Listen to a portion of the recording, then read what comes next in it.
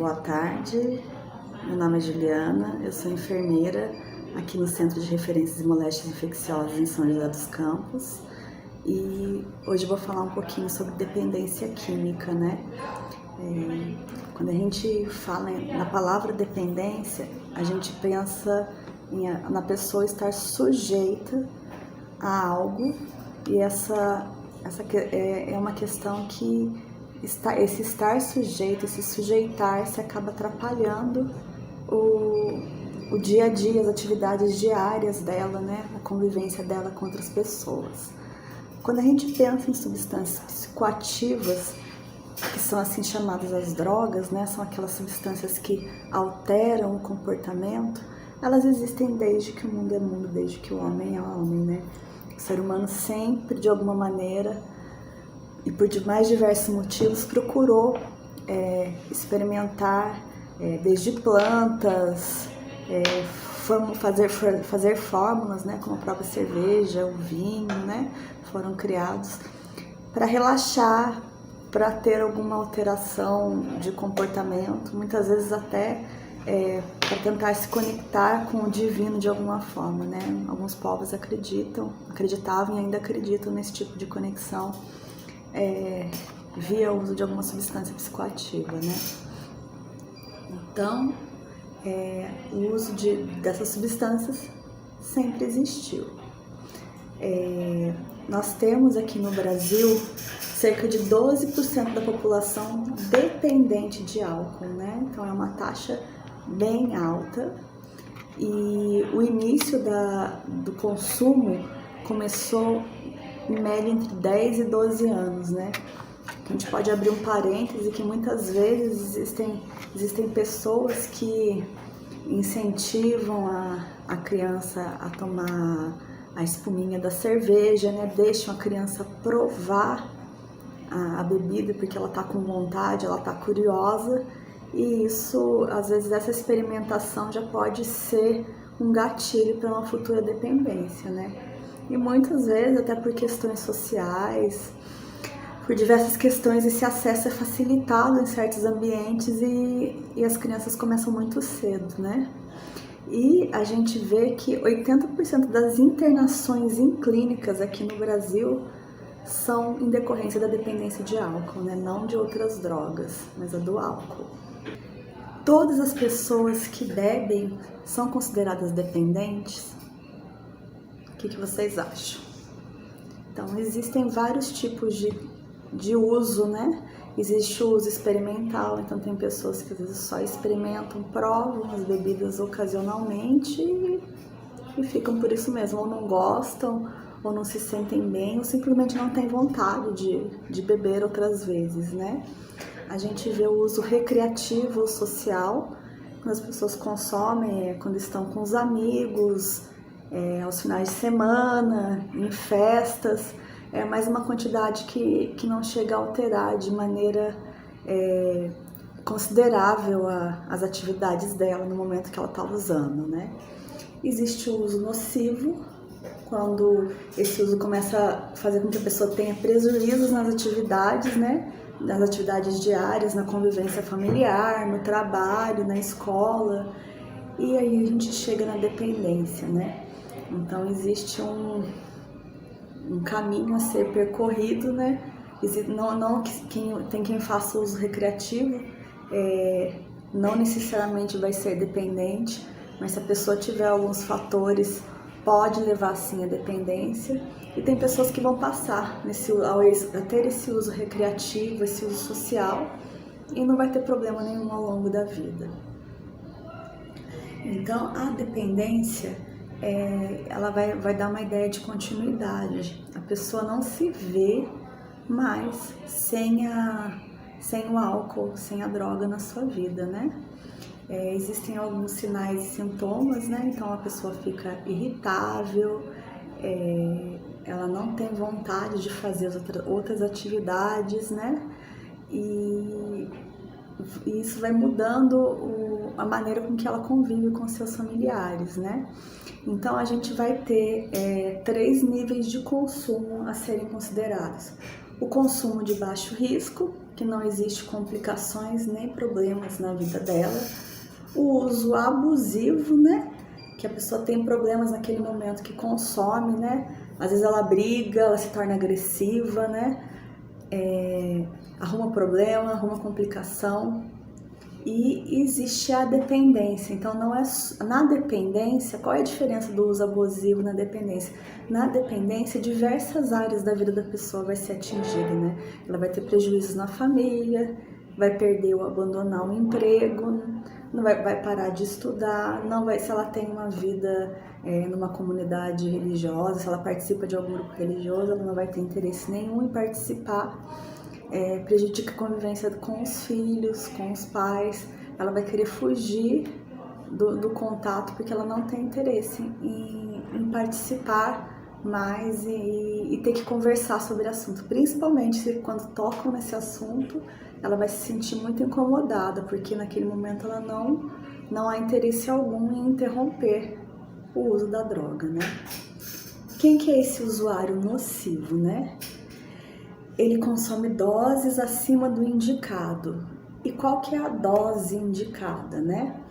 A dose indicada, a gente fala que são até 2 drinks por dia. O que é um drink? Um drink equivale a uma latinha de cerveja, equivale a uma dose de uísque, uma taça de vinho. Tudo isso a gente considera, por exemplo, como um drink, tá? O usuário nocivo, ele tem o consumo relacionado sempre a problemas, tá? Frequentemente, ele é alertado em relação a esse consumo. As pessoas que o conhecem vão avisando que esse consumo não tá legal, né? As pessoas que estão ao redor dele, né? E em alguns casos, ele vai apresentar complicações clínicas críticas, né? Pode começar a apresentar edema, inchaço no corpo, né? Problemas hepáticos, problemas intestinais, dores de estômago. Então, são várias alterações, né, que podem estar acontecendo. Quais são os sinais e sintomas que a gente vê como sinais importantes de dependência? A pessoa perde totalmente o controle sobre a própria vida, né? Ela não consegue fazer qualquer outra coisa porque o foco dela está no álcool, né? Ela vai aparecer essa síndrome de abstinência.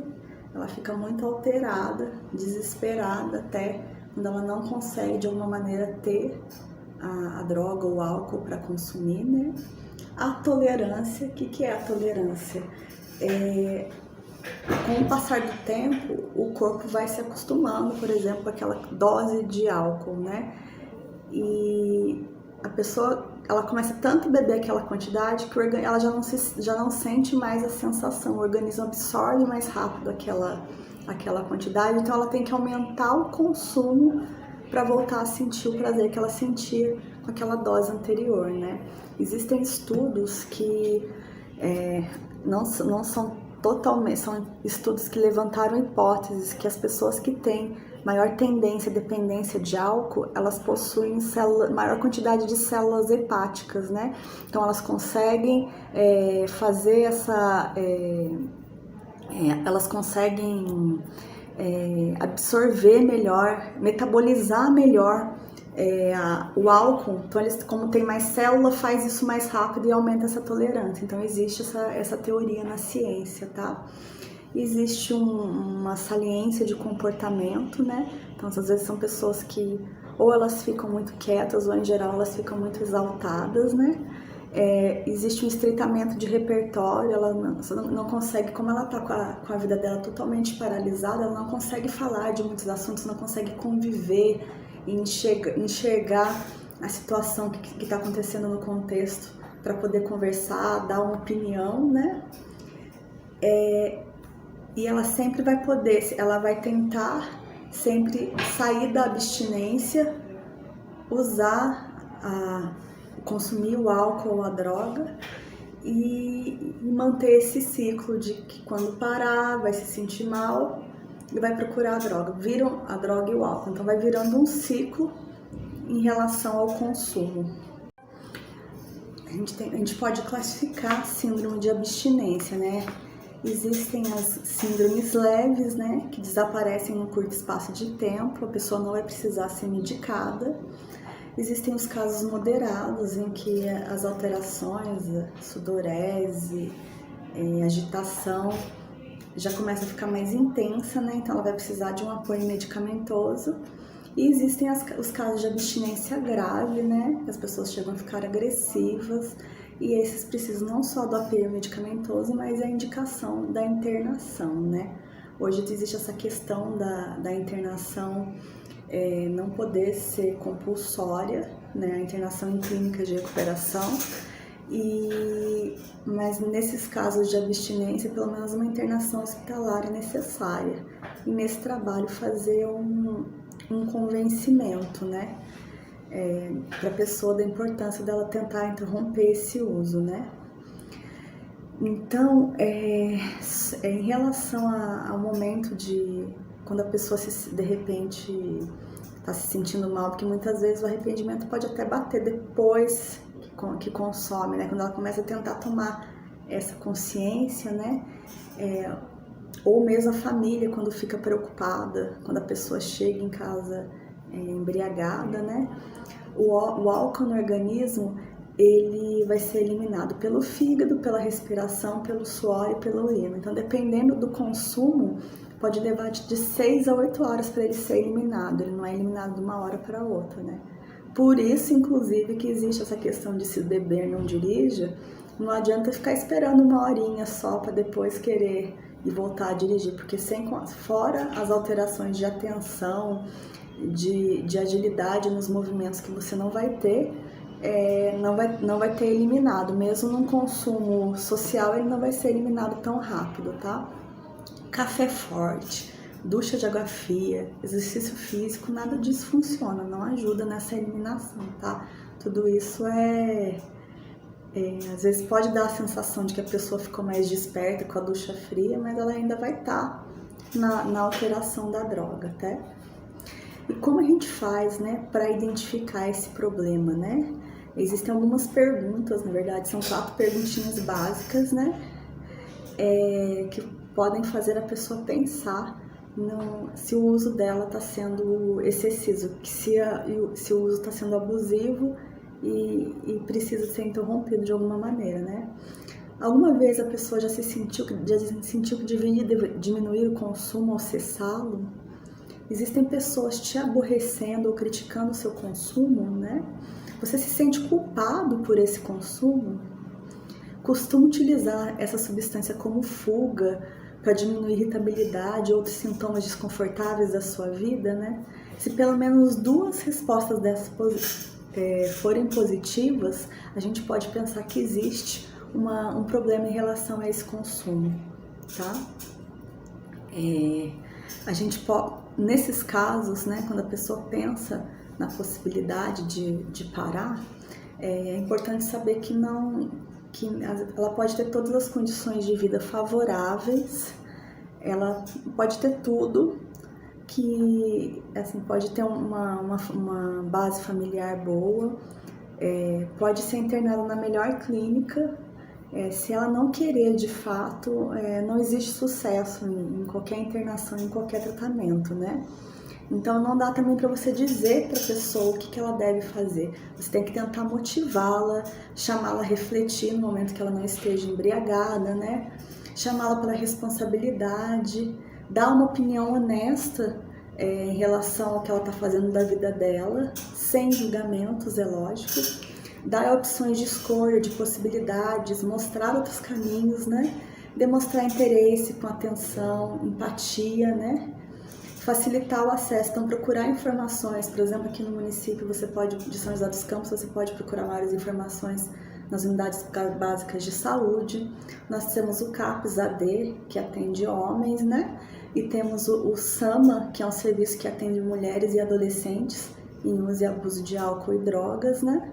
E evitar o confronto direto, evitar discutir, evitar acusar, porque isso vai ser só mais uma justificativa para essa pessoa que está afundada na dependência dizer que ela quer mais uma dose, que ela quer usar mais um pouquinho, né? Então, quando o uso é nocivo, quando há dependência, pode acontecer internação hospitalar, pode acontecer também internação em comunidades terapêuticas, né? Existem grupos de autoajuda, como o AA, o NA, o Al-Anon, a Pastoral da Sobriedade, e como eu já falei, o CAPS-AD. Quem precisar de mais informações, pode procurar a unidade básica da sua casa, ou se for atendida aqui no CRMI, pode buscar conversar com qualquer um aqui da equipe para a gente poder dar as indicações, tá? Fora o uso e abuso de álcool e drogas, existem outras pessoas que acabam abusando do sexo, né? Existem sim compulsões sexuais, existe compulsão por pornografia, e hoje em dia com o acesso da internet, antes a pessoa, para ter acesso à pornografia, ela precisava ir numa banca de jornal, comprar revistas, né? Ou ir no sebo buscar por revistas. Hoje em dia o acesso é muito fácil pela internet, né? Existem pessoas com compulsão por alimentos, por jogo, por redes sociais. Então e por mais que não sejam coisas que você ingira, o que você consuma, cheire, seja o que for, como o jogo, como a pornografia, elas provocam sim alterações cerebrais muito semelhantes ao uso e abuso de drogas, tá? Então elas também necessitam de tratamento quando é identificado algum tipo de compulsão.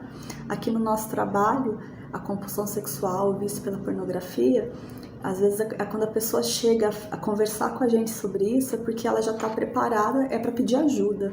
Muitas vezes não é uma coisa que é manifestada logo no primeiro atendimento, mas quando ela passa por muitos riscos, né? Às vezes as pessoas vêm aqui sim e procuram ajuda porque existe um sofrimento em relação a esses tipos de dependência. Então a gente encaminha para o CAPS, né, que for da região, para o Centro de Atenção Psicossocial, para a pessoa ter apoio psicológico, né, apoio psiquiátrico e às vezes até o uso de medicações nesses casos.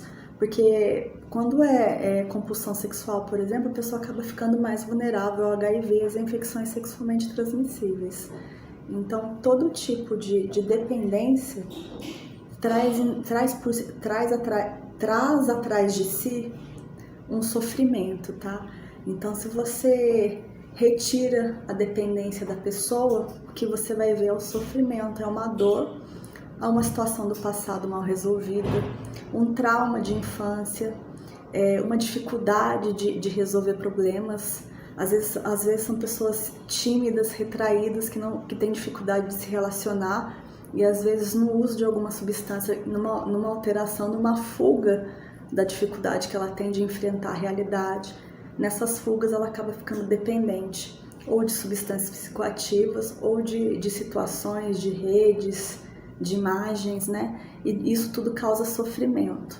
Por isso que é muito importante realizar esse trabalho e ter esse suporte disponível para ajudar essas pessoas, porque só falar para ela parar de usar, trancá-la dentro de casa, por exemplo, dando um exemplo, falar assim, agora você não vai usar mais, ela não vai conseguir, né? Mesmo as pessoas que conseguem parar sozinhas, sem precisar de algum tipo de internação, elas precisam sim desse suporte, dessa ajuda, para poder conseguir seguir em frente, sem de repente não procurar outra coisa à frente e substituir essa dependência por outra, né? Por isso a importância do apoio psicológico, do apoio social, né? Dos vínculos que ela tem ou que ela vai estabelecer a partir desse cuidado para poder seguir em frente, tá? É um recado, cuidem-se e cuidem dos seus. Grande abraço!